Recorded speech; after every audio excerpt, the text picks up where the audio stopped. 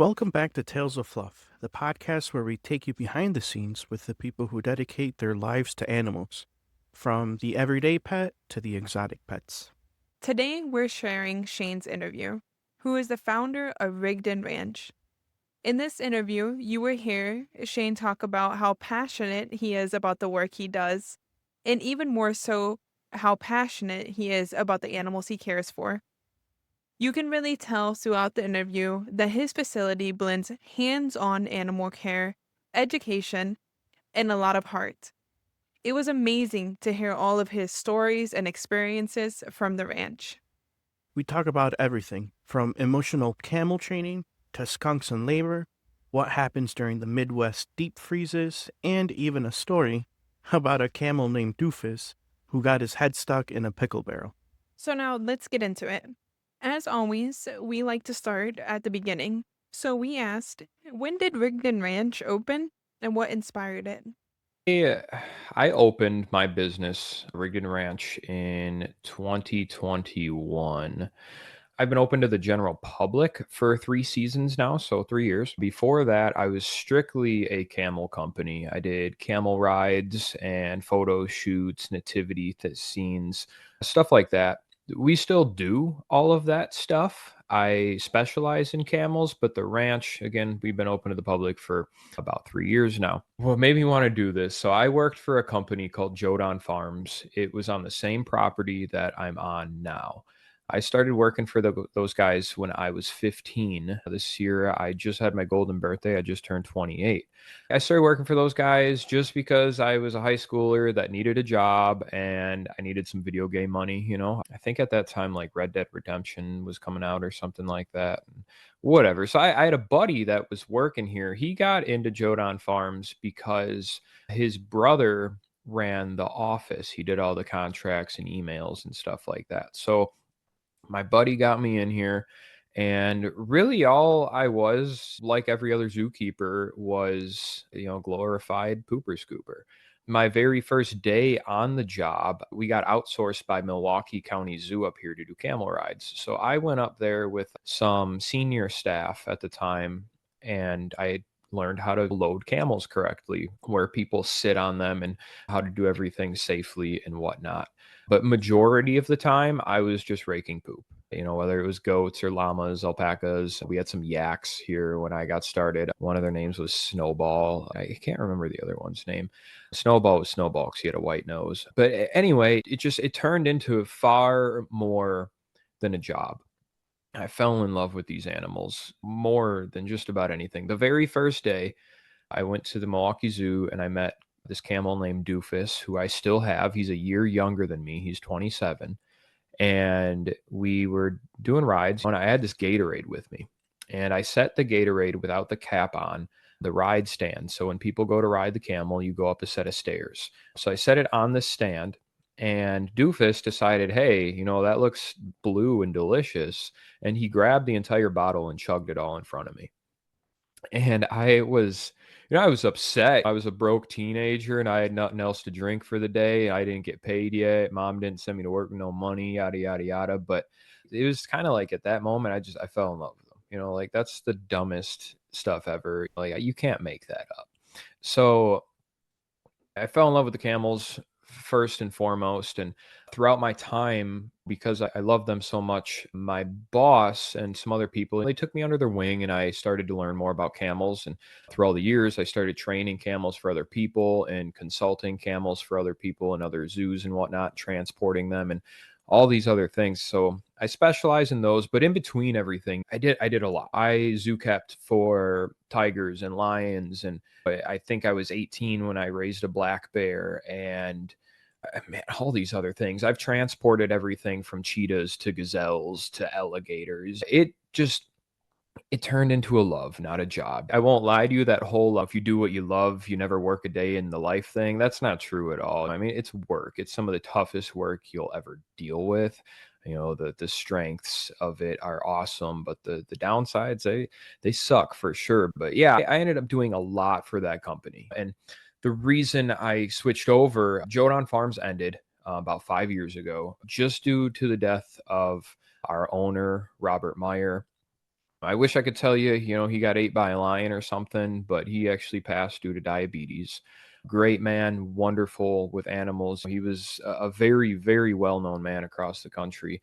But when Jodan went down, I ended up purchasing all of the camels that they had. It was pretty easy for me to keep the camel stuff going, and then a couple of years later, I was able to get my hands back on the property. It made my heart hurt that it was sitting here and doing nothing really. So I was really glad I get my hands on the property. We've been kind of reinventing it very slowly as money comes in. 'Cause it's a very old property. There's been exotic animals on this property for probably 46 or 47 years now. I'd have to look at a calendar, but yeah, that's kind of where it happened. I was brought up by some really cool animal folks, and when my boss passed away and the company went under, I didn't want to do anything else. So either I started Rigden Ranch here, or I was going to move down to Florida and work for a friend of mine that has a very, very, my favorite, most beautiful safari park in the country. So that's where Rigden Ranch came from in a nutshell. You can't make this up.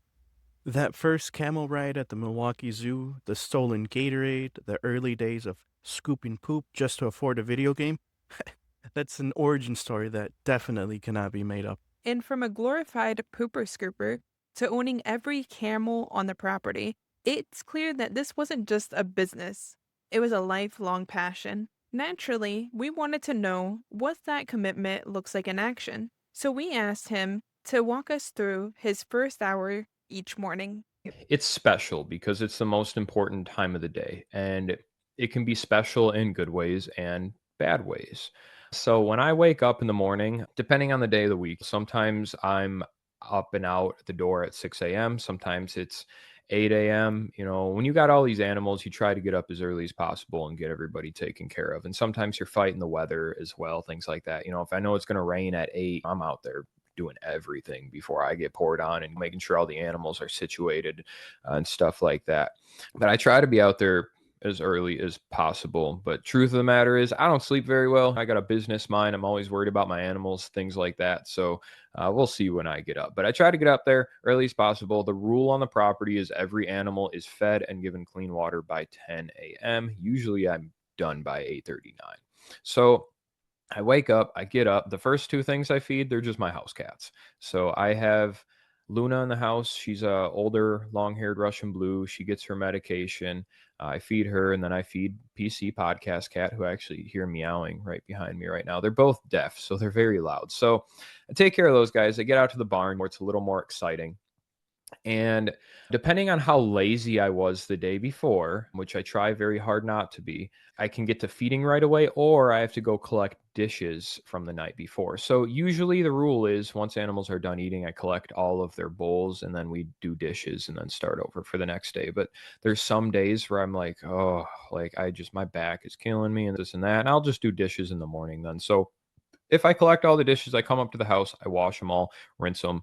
And because we're kind of in a quicker process there, I will just kind of dry them with a paper towel real quick. And then I'll head out to the barn. I have all my dishes here. I have a million different bins in the barn that are full of different types of diets for all of these animals. So the lemurs, they get monkey biscuits. The skunks, they actually get some cat food. The foxes and quadrumundis, those guys will get a little bit of dog food. Then the kangaroos, they get a kangaroo formulated kibble. Looks just like dog food, but it is for kangaroos. So I'm running through the list right now. The most important thing is that I get mice out of the freezer every morning for the kookaburra. I have to wait for those to thaw.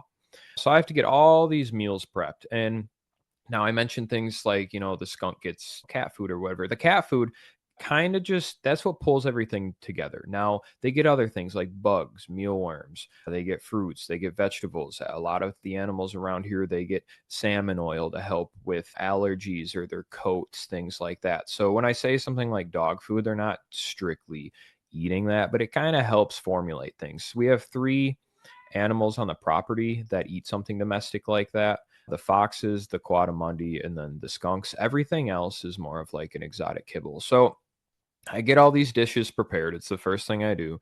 And I pile them all on top of each other. I'm very careful not to spill anything. I'm walking around the farm. I look like a waiter because I have the kangaroo dish is a giant circular one. So I stack all the other dishes on top of that. This is where the important steps come in. Because each morning I walk out there with the dishes, and as I'm going pen to pen, I have to count all of the animals. We have 7 lemurs. I got to count seven lemurs. The 2 capybaras, those guys eat a rodent breeder kibble, by the way. I count 2 capybaras. I count 2 foxes. We go over everything. These animals, they get a 5-point check, like they're sending a truck out onto the road. So I stop at the capybara pen. I look at them. I make sure they're sitting right. I make sure they don't have any like new marks on them. Nobody's hurt. Nobody's limping, because, they're animals. Things can change very drastically, especially over the time that you go to bed. Some of these animals, they're more active at night. So you never know what's going to happen. So I go from pen to pen and I just check on all of these guys. And because I'm so busy, I don't have 24/7 to spend with each and every animal. So I stop in each pen in the morning and I say hello to everybody. We talk for a minute and then I kind of head on my separate ways. And if I have time throughout the day between projects and stuff like that, I'll go sit in a pen and I'll feed them extra apples and this and that. Because the most important thing about animals in captivity is bonding with them. That's something more of the private facilities like this have the opportunity to do. It's very important. So yeah, I go around, I count every animal, I make sure nothing's going on with anybody. I ask them if they're doing okay, and sometimes they'll look at me. Sometimes the bigger ones, like the camels, the more intelligent guys, those guys, they're gonna give me a blah blah blah. They talk back. And then there's all the livestock out there too. So we have our pigs, we have our llamas, alpacas. We have the camels, of course. All those guys get hay. The camels, I don't have to give them hay regularly. We give them 800-pound hay bales, round bales. So it's every now and again, I got to grab the skid steer and pick up a hay bale and put a new one in there. However, one of the most important things every morning we do is each camel gets tied up for breakfast so they don't steal from each other, and they all get grain, they all get minerals, they all get probiotics. Sometimes they get oats to upkeep on weight. The camel diets, those guys are, they're very over the top. Everybody else is a lot easier for sure. But yeah, the most important part, the reason for the morning is making sure that everybody is okay. And then we repeat that at the PM too. So we always do an AM walkthrough and we always do a PM walkthrough. You can do a walkthrough in the AM right away if you would like. It only takes me honestly 10 minutes to prepare diets. So I just prepare the diets and then I head on out there. So adding on to the first hour of my morning, outside of food, I always feed first. And then I start the round completely over again. I go from the capybaras to the foxes to the skunks to the camels and pigs and all the way around. And I got to scrub everybody's water and I got to fill it up all nice and fresh. Now, there's some waters I don't scrub every day, but almost every other day, every 3 days. So the camels, they'll drink 5-10 gallons a day. So they have 100-gallon water tubs. Sometimes they'll sip it all down and I can just refill it all the way. But in a nutshell, you got to keep all the waters fresh. Not only is that important for them, it's also illegal. It's a write-up. If we get inspected, everybody has to be clean and kept. And the morning changes depending on what I find. This morning I went and fed the foxes. I won Beavis. He had a tick on his eyebrow. So, of course, I have to stop and I have to grab him and get him comfortable because foxes are very wiry and I have to take the tick out. So there's little things like that kind of all gather into the morning. I had one of my pigs, one of his ears, the flies like to fly on ears. They love ears. So the one was getting bit up pretty bad. So I had to go up and grab some white cream called SWAT. I put that on all the pigs' ears. It keeps the flies off. It's little stuff like that. I just make sure all of the animals are good to go for that day. While the camels are tied up, all of their legs get hit with fly spray. The flies really tear up the camels around here because their legs are the most hairless part of their body. So we got to fly spray their legs. The kangaroos in the morning, I don't generally have problems with. Then there's a lot of animals that for the most part are very easygoing, but a lot of them have a structured system that we go by every day. This week, my mornings have been a little different because I had Binks, my skunk gave birth about 3 days ago. So we've been kind of monitoring her a lot more. I've been not spending much time with her. We want to leave her alone. But we do have to go in and check and monitor the babies, but we got to be cautious. We don't want to stress her out too much. And we also don't want her to get angry. She's very defensive right now over her babies. So each morning is different. It really depends on what we find. And to be honest with you guys, usually My mornings are pretty good. I go out, I feed, I do waters, and everybody is good to go. It's, knock on wood, it's a rather rare occurrence that I'm going to find a big issue in the morning. But when you have 100 kids, somebody's going to be sick or hurt almost at all the time. At the moment, I don't have any issues. I'm just dealing with a mama skunk. But every day is different. That's kind of the first hour of the day is just food, water, and inspection. After hearing how busy Shane starts off his mornings, I can no longer complain how busy my mornings are. And the phrase organized chaos comes to mind. Meals prepped like clockwork, inspections in every pen, and definitely a lot of hard work needs to be put into every animal. And don't forget about the deaf house cats, the frozen mice for the kookaburras, and the skunk who just gave birth. And to think about those little baby skunks, I mean, those must be just absolutely adorable. But overall, wow, what a way to start a morning. Shane wakes up early in the AM to make sure all the animals are well taken care of and to make sure that they all have exactly what they need. That's truly incredible.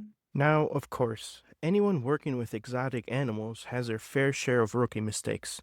So we asked Shane, what's one rookie mistake he still thinks about? I'm probably going to give you two answers here. The first one, it's not one that I really laugh about, but the first rookie mistake I had was getting too emotional. These animals, they read emotions. I promise you that is not a myth. And these camels are so, so, so intelligent that you just got to be buddies with them. They got to be your bros.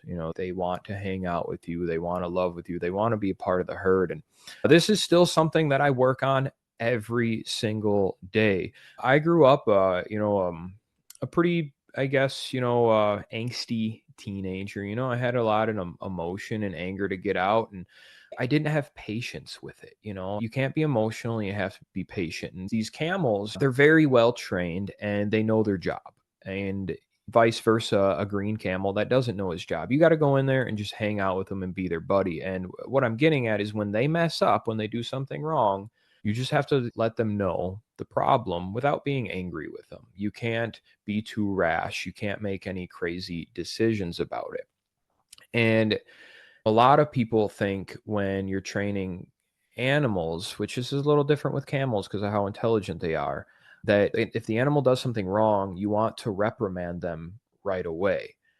It depends how the camels mess up. It depends on the problem. Now, if the camel is doing something belligerent that is going to hurt someone, yeah, absolutely. Grab the rope, tell them to back up. If you want to tap them in the chest with your hand, don't do anything crazy. Have this animal move. But they're 1,500-pound animals. You got to have them move. You got to have them structured and don't let them hurt anybody. But usually when these animals mess up, it's something like they accidentally stepped on your foot or they don't really bite because they have long lips. So people think they're biting with their lips, but like they'll play with you. They'll grab your straw hat or your normal hat, or they'll pick the back of your t-shirt up just to play with you. And sometimes they'll misstep. Sometimes you saddle them incorrectly and they get upset with that. You have to learn to read that. Anyway, what I'm saying is anytime this animal gets upset, you can't lash back at them. It'll make things 10 times worse. I've had my dilemmas where, camel does something dumb and I've yelled at it. I've cussed at them. I've said, mean things. I've been human with them. You can't do that. They understand it. They know all of it. And you absolutely, you don't hit anything either. One of the first things I remember Robert Meyer telling me, he said, if you ever hit an animal, it takes 1 second to do it, but you're going to spend 10 minutes every time telling it you're sorry and becoming its friend again. And sometimes, depending on the damage that people do, that 10 minutes is much longer. So I've learned to be their friend. And I've always wanted to be their friend. That's never been different. But like any good friend, you're understanding and you're patient. And really, when you're getting into training these camels, patience is key, and all you really got to do is wear out a pair of shoes. You got to walk around with them, you got to hang out with them. You just got to be cautious because they are large.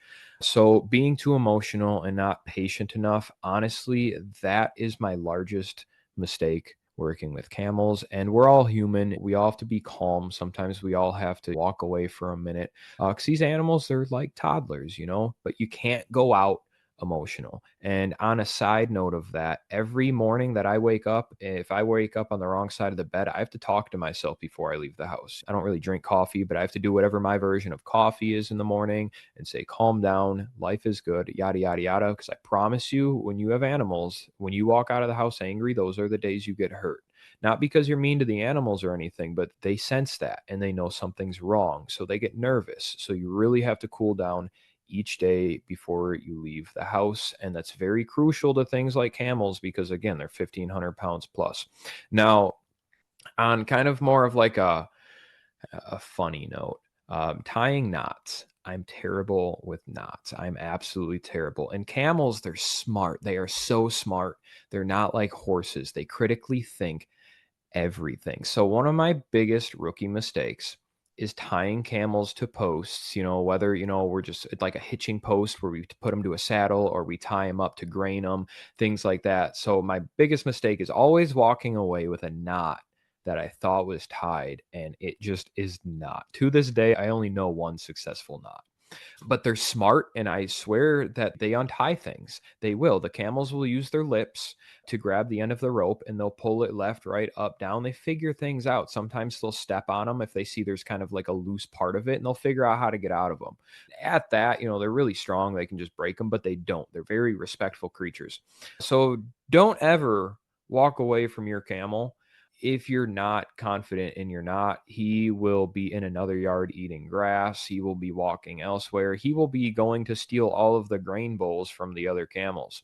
Now, there's another one that I want to talk about too. This is a little bit more of actually, let's step back. I laugh at the rope thing these days because I've just had camels just wander, just straight up wander. Now, I know none of them ever got hurt, but they end up in very crazy situations. And one time we put all of our grain in pickle barrels, so they have screw on lids. And one time Doofus was walking around and he stuck his entire head in the pickle barrel and he couldn't get the pickle barrel off of his head.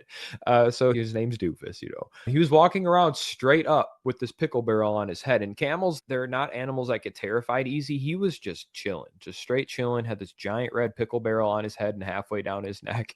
And it was the dumbest thing ever. It was so hilarious. So moral of the story, make sure your animals are tied up correctly, before you head out. And then the other one I wanted to talk about is saddling them correctly. This goes for a lot of animals, whether it's a horse or a camel, you have to make sure they are saddled correctly. If anybody gets into horses or camels or whatever, especially camels though, because a lot of their saddles are custom, make sure it fits them properly. Make sure they are brushed out correctly before you put girths and cinch straps on.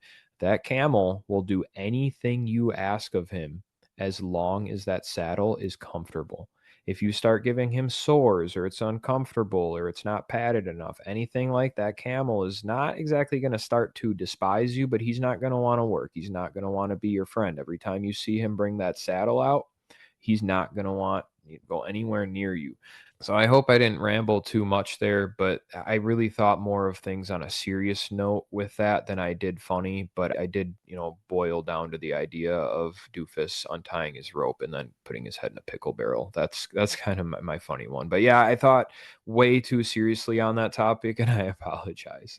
Shane's answer was really honest. And what stood out the most to me was how he talked about managing your own emotions when it comes to working with animals. And often, when we're thinking about a zoo or a ranch or anyone caring for animals, we're just thinking about how the people are going about the routine, right? The food, the water, the necessities, everyday routine. But there's so much more to it. And even as Shane said, he has to be in the right emotional state before even leaving to take care of the animals because the animals can sense how you're feeling. And in turn, that's going to affect how the animals react to you. So it all was just very interesting to hear that it's not just the handlers taking care of the animals and their everyday needs, but it's also making sure as the handler, you're ready to take care of the animals. Also, mental note, never underestimate a camel. They are some super smart animals. The ranch is located in Wisconsin, but as you probably already heard, there are animals there that are used to warm climates.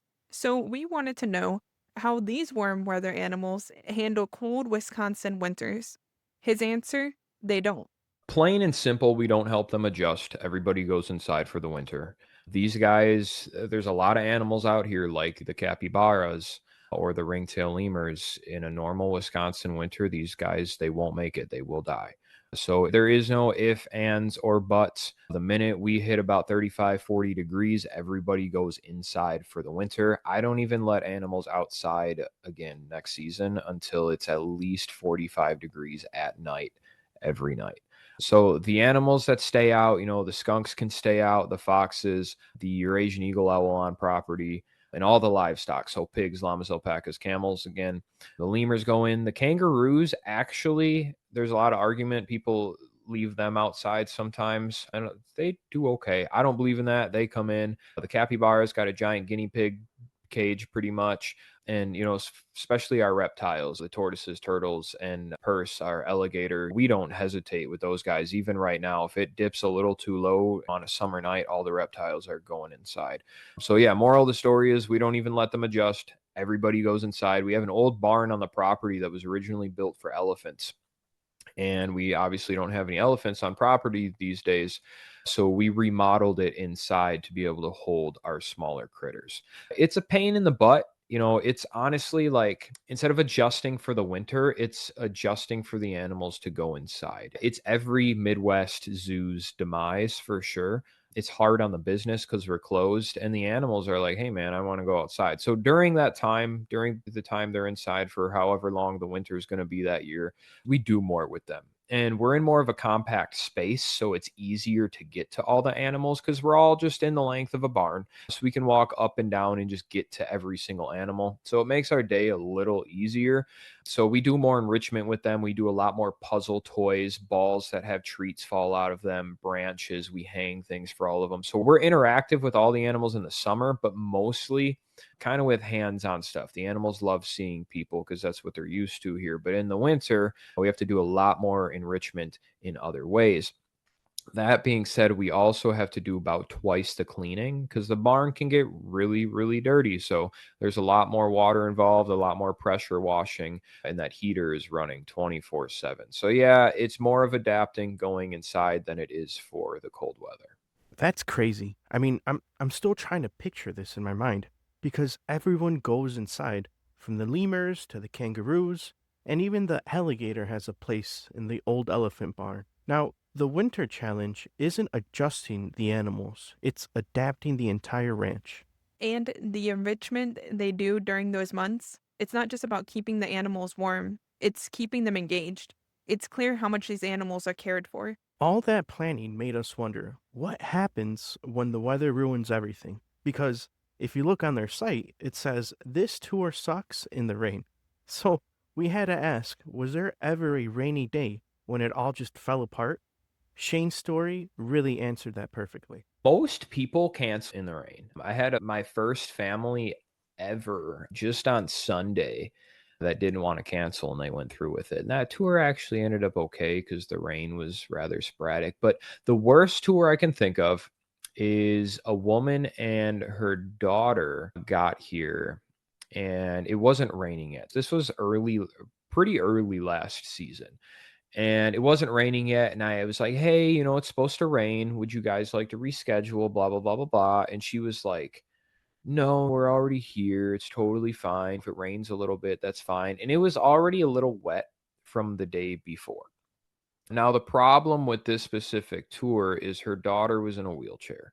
Now, we are wheelchair accessible 100%. However, more or less on kind of a dry day because, well, the ground gets wet and it's easy to sink and it's hard to kind of push around. I wish it was a little easier, but all of our gates and stuff are made to be wheelchair accessible, especially going into like capybaras and stuff. But yeah, in the rain, it's extremely hard to kind of maneuver those tires.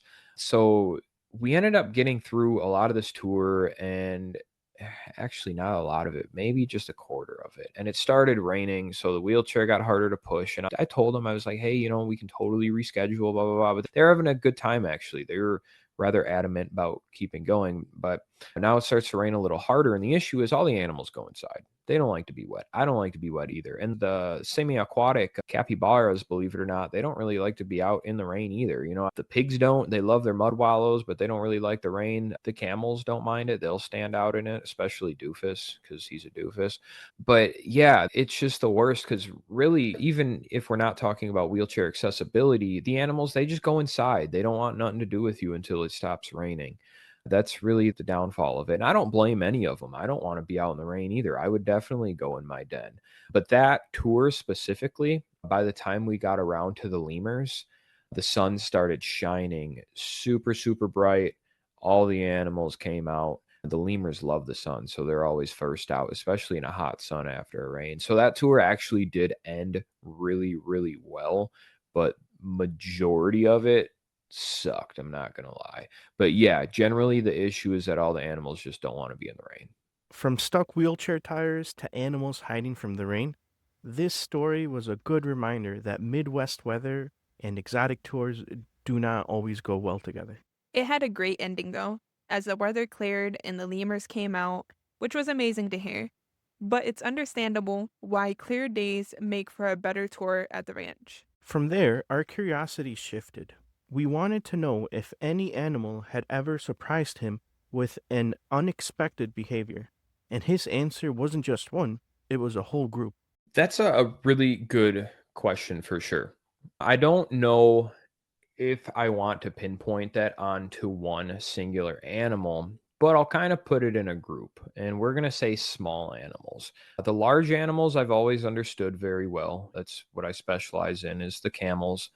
The horses, I understand them rather well too. They're just very flighty creatures. But the small animals, all of them act honestly kind of different and they will all bite your fingers. They're all very bitey little nippy guys. And so we're talking from the foxes to skunks to groundhogs to badgers, all of them types of little animal species. And before someone hears this and says, I have the best skunk in the world, that's cool. I've had wonderful skunk experiences and I've had terrible skunk experiences. The thing about these little animals is no matter how good they are, and this goes for big too, no matter how small or big they are, they're still animals, no matter how good they are at the end of the day. And the little animals, they don't think as much. I'm not calling them dumb or anything like that, but they get startled easily. A lot of them deal with much more in nature, like getting hit by cars or chased by this animal, or they have to heavily, heavily hunt for food. And a lot of them, they really act on instinct. So you have to be incredibly careful how you work around these small animals. They're all very, very bitey creatures, I promise you. Now, there's other ones like chinchillas. They're like earmuffs with legs. Generally, they don't bite kids. Generally, they're very great. However, then you still will get this chinchilla that gnaws on your finger, and the rabbit that bites the tip of your finger, and the skunk that bites the tip of your finger. And all foxes bite. Don't let anybody tell you different.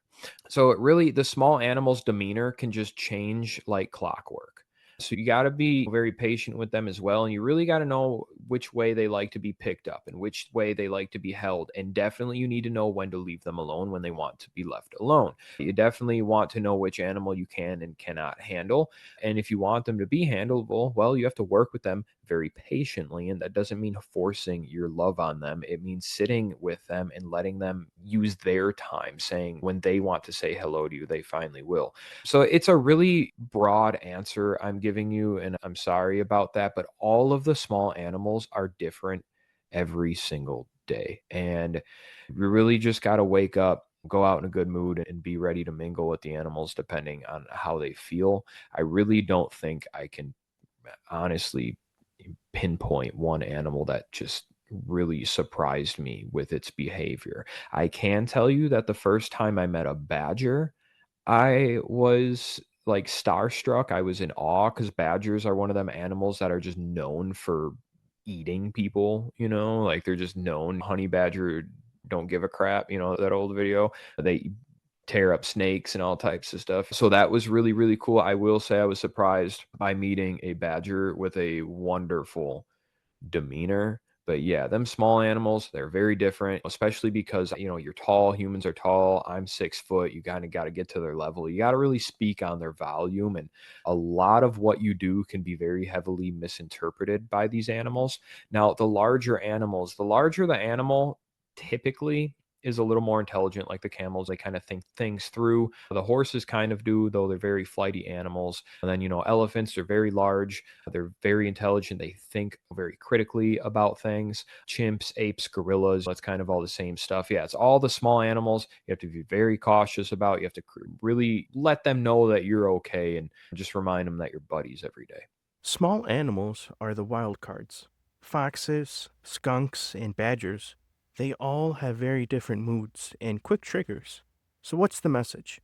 Go slow, be patient, and don't stick your fingers where they don't belong. And honestly, it was great to hear how important mutual trust and body language is when it comes to working with the tiniest of teeth. Which brought us to something we were curious about next. Next, we asked Shane if he could add any animal to the ranch, what would it be? Either the Binturong or the Bactrian camel. That is the easiest answer ever. So the Bactrian camel, just because I'm the camel guy, I would love to have a two-hump camel. So we have two dromedary camels. That's Flynn and Newton. Flynn's been here for about 3 weeks now. And then we actually have two hybrid camels. They're called Tules. That's Doofus and Peanut. Those guys, what a Thule is, it's a hybrid cross between a dromedary one hump and a Bactrian two hump. So I would really like to have a Bactrian camel. I would like to have all three species here. You don't get to see the hybrids very often. There's only a couple hundred of them in the country. So I would really like to be able to educate people on all three types of camels. I still talk about the Bactrians all the time. I just don't have one. And, as the camel guy, I should have one or maybe six of them. I don't know. The Bactrians are very cool too. They're my favorite. They're so intelligent. The dromedaries are as well, but the Bactrians, they get up to no good. They're very mischievous. Those are the ones that they spit more. They love to steal your hat more. Like they make you work for it. And then the Binturong, the Asian bear cat, I am obsessed with binturongs. And, they can tear you up, but they're known to be pretty friendly. They're pretty massive. There is a smaller species called the Palawan binturong. But to me, honestly, they're like the coolest looking animal that nobody knows exists. And it looks just like it's called an Asian bear cat. Looks just like a bear cat. They're super wonky. They are incredible. They'll sit on your shoulders at this massive size and just tear up a banana and hang out with you. And they're known to smell like popcorn. But those guys, definitely, that is like the first two answers. I really do miss with working with large cats. I don't really do cats anymore because after Tiger King, the world changed a lot and everybody looks down on people with cats. But I would really love to have another cougar mountain lion. I really love those guys. They're one of the large cats that purrs. You can really create a well built bond with those guys as well. And as far as new coming this year, the kookaburra was new this season. He's really cool. Dundee, my little laughing kookaburra. Flynn the camel, he was here for 3 weeks now. We picked him up from a lady in Missouri because he was down there being a bad boy. And then next week we have baby porcupines coming in. I'm super excited. A bear cat? That sounds so cool. We're going to have to look that up. They're so, so, so different, and they're not seen all over the place. There's a handful of zoos that have them, and every time I do run into one, I just drool, looking at them. Like they are the coolest, and they're just so cute, man. And they're smart too. They're a wonderful animal. One day having a two-hump camel sounds so fun, but an Asian bear cat? We had never even heard of this before. However, after looking it up, it is such a cute animal. And who wouldn't want a shoulder-riding, popcorn-scented creature? After hearing about the animals, the routines and the challenges, and the rewards, we wanted to know what Shane would say to someone hoping to follow a similar path. My first piece of advice is just do it.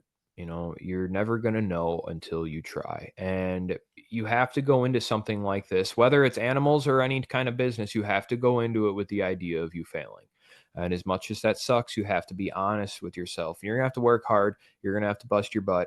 And you're going to have to keep going day by day, even though things suck a lot of the time, whether it's money or you have a sick animal. You always got to be there for your animals and you got to keep pushing through. And you know what? If things are getting tough or you do shut your business down of any kind, that's okay. Pick it up later, try again, but you're never going to know until you do it. I have had one, two, three failed businesses before this.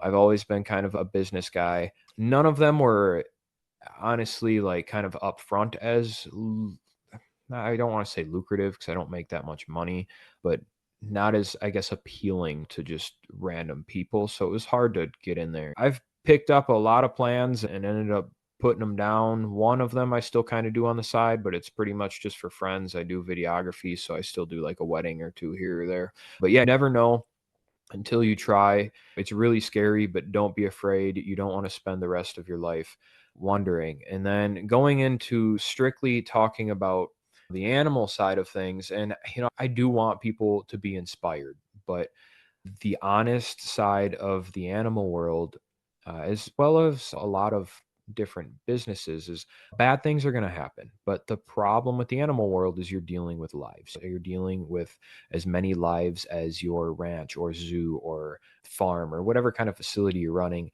has. And there's going to be bad days, and it's going to hurt, and it's going to be stressful. And there's sometimes animals have to get put down, whether they're old or they have a problem. If you have 100 kids, one of them's going to fall off a bicycle, something is going to happen. And when people ask me, what it's like getting into something like this, and I've had some people ask me for like reports and things they're writing and all this stuff, I always talk about this. It is the most important thing to me because you have to be ready for it. You absolutely have to. You're going to raise something, and it's going to pass away one day, the same that we all do. You have to be ready for it. Even if you think you're ready for it, the honest answer is you're not really ready for it, but you have to be okay with what's underlying and what's going to happen eventually. And outside of the bad things that can happen to the animals, whether they get hurt or pass away of natural causes, you have to be clean. You have to have fresh food, fresh water. You have to make sure your animals are sheared or shaven if they need to be, that they're brushed out, they're all taken care of. It is stressful. Every single day is stressful, even the good days, because I have to keep all the animals in line. And even, you want to have a lazy day or whatever like that, all the animals, they still have to come before you. You cannot be selfish in this industry at all. And regardless of what you think of, the condition of the animals, you get inspected multiple times a year, usually, depending on your state. With the things with the government right now, there's a lot of places inspecting a little less, but you get inspected. You got to stay on par. I have several permits, some to cover exotic animals, some to cover native animals. So you have to stay on par. We get inspected just like a restaurant. They look for the safety of the general public and the safety of our animals, make sure nothing can get its eye poked out, or they come in and question everything. Why does this animal, why is he missing hair? Has he seen a vet for it? And it better have a vet appointment or you're getting written up. We get written up for things as small as cobwebs in the barn. So it's got to be clean in there. Anything that is unsanitary, anything that is not perfect, they will write you up for. So there is a lot of stress. There is a lot of stuff that comes pretty crappy in this industry. However, in the more satisfying side of things, anyone else in the animal world will tell you that the good so heavily outweighs the bad. Say you have an animal that's born, just like these skunks. We're going to raise them and they're going to turn into the most beautiful little skunks that you have ever seen. And they're going to be so loving, usually. Like they're animals, they can be turds. You're going to raise something and it's going to be like your child, your fur child, and you're going to see them grow up and be so happy and healthy. I don't breed particularly, but we have babies every blue moon. We can't house 7 more skunks here. So we're going to find some friends. I know a lot of people in the animal world, and they're going to go visit some other skunks at other parks. And it's going to be really cool. They're going to make other people happy. They're going to make other skunks happy. The camel rides. I love going out on camel rides and letting someone ride a camel for the first time and tell them that the camel can hold 1,500 pounds and they drink 10, 20, 30 gallons of water in a sitting, and just educating people. And some people are like, oh, yeah, that's cool. But the ones that get so excited and keep asking you questions, they make everything worthwhile. So I really thrive on education. I love teaching everybody and watching your animals blossom. And my boss used to tell me, he would say, how can you have a bad day in the animal world? just go pet something. That's what he told me. And you can still have a bad day, but it is true. But you get to go outside and I get to sit on the floor and my foxes hop on my shoulders and run through my laps. And sometimes I get my finger bit, whatever. It is what it is. Everything is a toy to them. So you get to hang out with these beautiful creatures that you don't get to see anywhere else, and you get to form bonds. That is such an important part. When I go out every morning to my camel barn and they're 5 paddocks down and I can't even see them, I just yell, "Hey camels, come on boys," and they run up to see me every day, and they're gurgling and yelling and they're so excited. I get to pet them all on their big camel noses, and each morning fall in love with this every day again. So the good heavily does outweigh the bad, but you have to be prepared for the bad because all you want is the good. So you really have to separate the two and really take what you want out of the good side of things. Outside of saying hello to all the animals every morning and the education and all that stuff, it's also really cool to see a business grow once things are working out. And I'm still in business debt myself, but things are on the up and up. It's very gratifying. You get to feel good about things. You get to feel good about yourself and the direction that you're going. So even when the bad things are happening, like if things are looking up for your business or there's other things going on, just look at the good side of things because you're always going to run into the bad. It don't matter if you work at McDonald's or run a zoo or work in a movie theater. You could break a film reel one day and then, your favorite movie comes out the next day. So things are fine. There's always good on the way. So going in to an animal style business, you have to absolutely be prepared for all of the bad things as long as you understand that your favorite good things will be back. Brutal honesty wrapped in inspiration. It's hard. I mean, you're going to fail and you're going to fail again and again and again. But that's okay because the important thing is to try and not give up. And don't sugarcoat the loss and responsibility that comes with working with animals. But if you can handle it, the reward is like nothing else. Well, that wraps up our episode with Rigden Ranch. Huge thanks to Shane for sharing so many incredible stories and giving us a deeper look into a world most people only see from behind a fence. As always, thank you so much for tuning in. And if you like this episode, go learn the right way to tie a knot, or maybe even just Google a picture of a bear cat. We'll link Rigden Ranch's info in the description if you want to plan a visit or just follow along for more animal updates. Until next time, keep your empathy high and keep your Gatorade bottles closed because you never know what a camel might be eyeing.